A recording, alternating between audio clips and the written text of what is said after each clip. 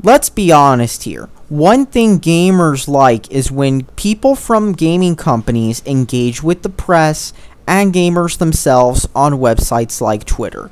And they like when they tell them things about their favorite games, along with stuff about upcoming games and other facts. So this Nintendo employee, Chris Priner from Nintendo Treehouse, decided to go on a podcast and talk about Nintendo. I mean, after all, if this was a Western company where they encourage feedback and discussion with gamers, what could possibly go wrong? You see, this isn't just any developer, but it's Nintendo, a company known for making someone lose access to their personal Twitter account because they decided to speak to gamers about issues such as region locking. But after all, he did say in this podcast that Nintendo loosened their policy with regards to speaking to the media, so what could possibly go wrong?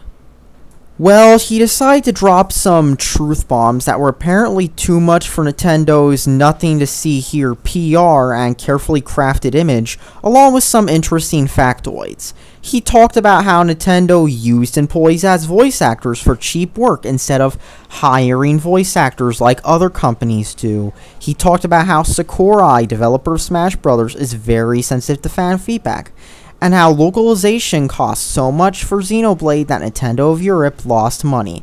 He also talked about how, just like 90s Sega, Nintendo isn't localizing many games because they don't think they'll sell a ton. So instead of trying to fix what's wrong and listen to customer feedback like Microsoft or Sony do, whenever there's a Kotaku article or two about them, they fired him. Because, you know, being transparent with your audience is pretty terrible. I mean, why let people know what the truth is and what is actually going on inside your company? But then again, this is Nintendo after all, the same company that doesn't let people inside fight for what the consumers want or give the consumers what they want. In fact, I've even heard about Nintendo going and trying to suppress this one Smash Bros. Mod from getting popular, along with them shutting down other mods for video games and fan games based off their own intellectual property.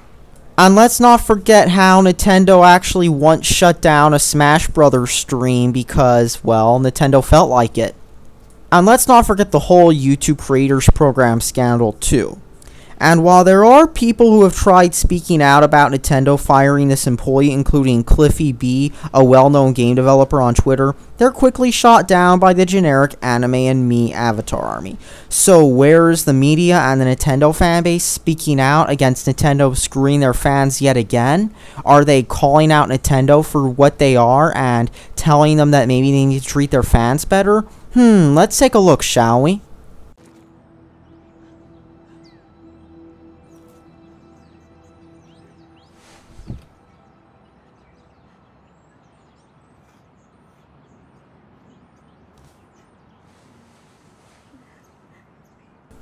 Honestly, I think that's all that needs to be said, really. You shouldn't be supporting a company that not only does not serve you and support you as a consumer, but that also burns you over and over again. You wouldn't keep buying a car from a company that had defects in their car each and every time you bought a car from them. Or you wouldn't keep eating at a restaurant that serves you crap every time you go there. So why would you keep buying games from a company that continues to burn you time and time again? As companies are supposed to serve you, and you're not supposed to be a blind servant to a faceless company. If Nintendo can't adapt to the modern day present, then they're going to end up like Polaroid, something that you associate with the past and that's irrelevant today and dead. Oh, and one more thing. Did you know that Nintendo has a lower Glassdoor rating than the other two console makers? That's all that needs to be said. Thanks for watching and subscribe for more.